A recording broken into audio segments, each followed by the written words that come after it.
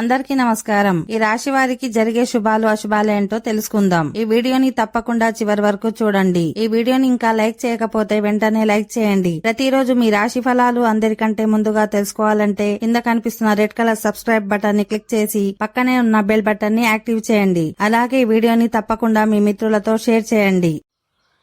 ఈ రాశి వారికి ఈ రోజు చాలా ప్రత్యేకంగా ఉంటుంది. చాలా విషయాల్లో సానుకూల వాతావరణం ఉంటుంది. మీ పనుల్లో ఎదురయ్యే అడ్డంకులన్నీ తొలగిపోతాయి. మీరు చేసే పనుల్లో నైపుణ్యాన్ని ప్రదర్శించే అవకాశం ఉంటుంది. మీరు కోర్టుకు సంబంధించిన కేసుల్లో విజయం సాధిస్తారు.